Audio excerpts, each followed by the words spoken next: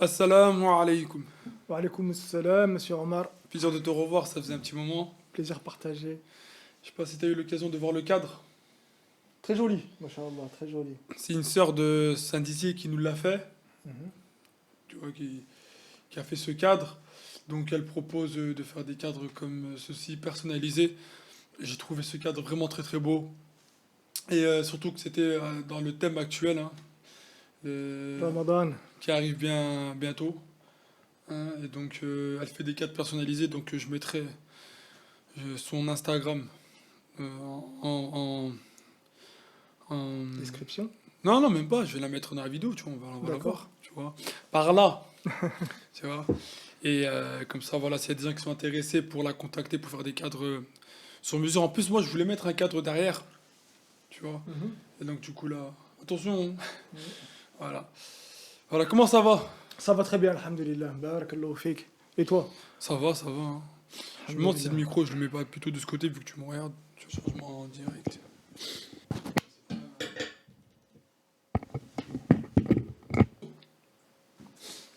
Donc j'ai mis le micro correctement. Bon alors aujourd'hui on va parler de Ramadan, donc l'élève écoute le cheikh. On va en parler ensemble, Inch'Allah, si tu veux bien. C'est parti. Bismillahir Rahmanir Rahim. Alhamdulillahi Rabbil Alamin. Wa sallallahu ala Sayyidina Muhammad wa ala alihi wa sahbihi wa sallim. اللهم علمنا ما جهلنا وذكرنا ما نسينا وزدنا علما ونعوذ بك من حال أهل النار اللهم واجعل نياتنا خالصة لوجهك الكريم. La louange est à Allah Ta'ala, le Seigneur des mondes, et que Allah honore et élève davantage en degrés le rang du prophète Mohammed alayhi salatu wassalam, et qu'il préserve sa communauté de ce qu'il craint pour elle.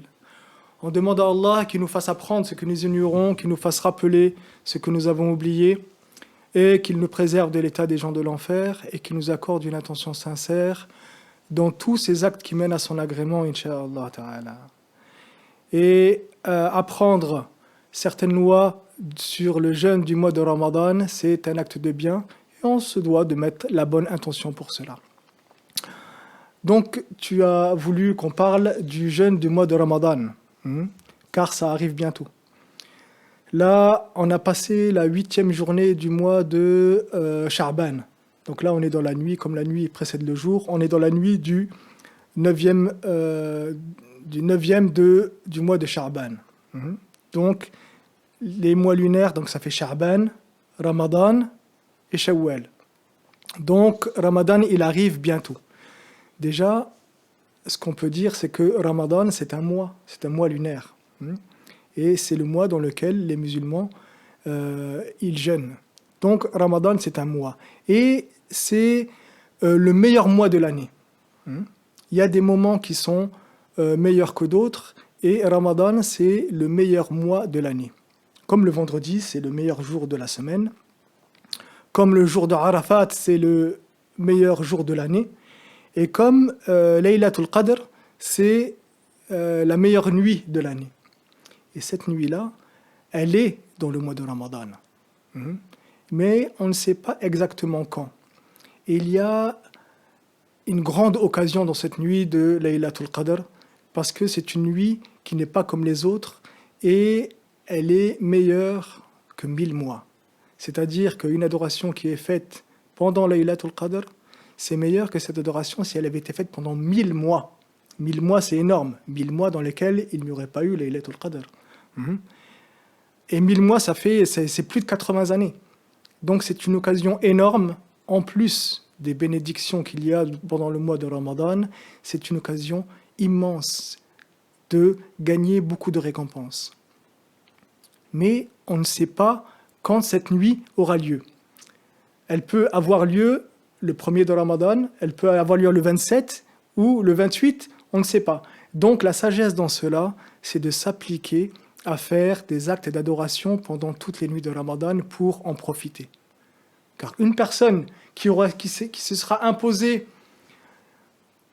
une habitude, un wird, tous les soirs, et qu'elle l'aura fait tous les soirs, elle sera sûre d'être tombée sur Laylatul Qadr. Et elle sera sûre de bénéficier de cette grande récompense. Donc, on a dit qu'il y a des moments qui sont meilleurs que d'autres. tout comme il y a des hommes qui sont meilleurs que d'autres. Les prophètes sont meilleurs que les saints. Et les saints sont meilleurs que les personnes qui ont atteint la piété, mais qui n'ont pas atteint la sainteté. Ensuite, les musulmans qui commettent des petits péchés, les pieux, ils sont meilleurs que les musulmans qui commettent des petits péchés. Et les musulmans qui commettent des petits péchés, ils sont meilleurs que les musulmans qui commettent des grands péchés. Et les musulmans qui commettent des grands péchés, ils sont meilleurs que celui qui ne croit pas en Allah Ta'ala et en son messager, bien sûr. Donc il y a des hommes qui sont meilleurs que d'autres, des moments qui sont meilleurs que d'autres, des paroles qui sont meilleures que d'autres. Et quand on parle de ça, on parle aussi de la meilleure des paroles, qui est le tahlil, qui est la ilaha illallah, qui veut dire il n'est de Dieu que Allah, il n'est de Dieu que Dieu. Il n'y a pas de divinité hormis Dieu. Et il y a aussi des comportements meilleurs que d'autres, et il y a des actes meilleurs que d'autres. Et là, on va parler du meilleur des mois, qui est le mois de Ramadan. Donc c'est un mois béni. C'est un mois qui est béni, et c'est un mois où on se doit de redoubler d'efforts par rapport aux récompenses que l'on peut acquérir pendant ce mois-là. C'est un mois spécial et on se doit de redoubler d'efforts et de changer nos habitudes. Ça, c'est quelque chose qui est très important. Il faut que pendant Ramadan, on fasse partie des gens qui changent les habitudes que l'on a eues pendant tout le reste de l'année. Si pendant le reste de l'année, tu avais tendance à tomber dans certains travers, il faut que tu essayes pendant Ramadan de faire l'effort de ne pas tomber dans ces travers. Si pendant le reste de l'année, tu avais une certaine fainéantise à faire des actes de bien comme des dhikr ou la lecture du Coran, il faut que pendant le mois de Ramadan, tu fasses plus. Il faut que tu fasses plus pour pas que ce soit un mois comme les autres. Et de toute manière, c'est un mois qui est rempli de bénédictions et ça, on le voit.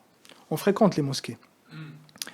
Est-ce que tu as remarqué le nombre de personnes qui viennent aux prières pendant Ramadan et hors Ramadan? Très très grosse différence. Il y a une grosse différence. Pourquoi? Parce qu'il y a une bénédiction dans ce mois. Dans ce mois, tu vas peut-être te rendre compte que tu vas réussir à faire des choses que tu n'arrives pas à faire le restant de l'année, parce qu'il y a des facilités et il y a des bénédictions. Aussi, pendant le mois de Ramadan, c'est un mois c'est un mois de fête. C'est un mois que le musulman, il attend. Et c'est un mois où le musulman, il a deux joies. La première joie, ce sera la joie qu'il aura quand il verra les récompenses de son jeûne le jour du jugement, Inch'Allah Ta'ala.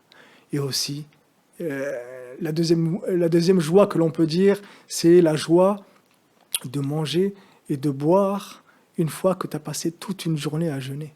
N'est-ce pas que ça fait plaisir? N'est-ce pas que tu as l'impression de retrouver le goût des aliments, ou même ne serait-ce que le fait de boire un verre d'eau, tu trouves ça vraiment magnifique. Juste un verre d'eau, c'est magnifique quand tu as vraiment soif. Et donc ça, c'est les deux joies qu'il y a pendant ce mois de Ramadan. Et c'est pendant ces moments-là que je me rends compte de la valeur de l'eau. L'eau. Nous, on est là, on tourne le robinet, mais... L'eau. Et c'est pendant ce moment-là, je me dis, mais...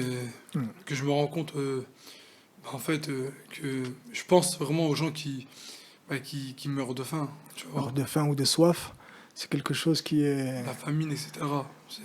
Et pendant ce mois-là, ça nous permet de ressentir cela. Et il y a beaucoup de sagesse dans le fait de jeûner pendant ce mois-là. Donc ce n'est pas un mois comme les autres, c'est un mois de fête, c'est un mois de générosité aussi. Il faut que pendant ce mois-là, les gens ils soient encore plus généreux que d'habitude. C'est un mois où on s'invite entre nous. C'est un mois où on se retrouve en famille. C'est un mois où on mange ensemble. C'est un mois de convivialité. Et c'est un mois aussi où on se doit de donner plus d'efforts dans l'apprentissage de la science de la religion.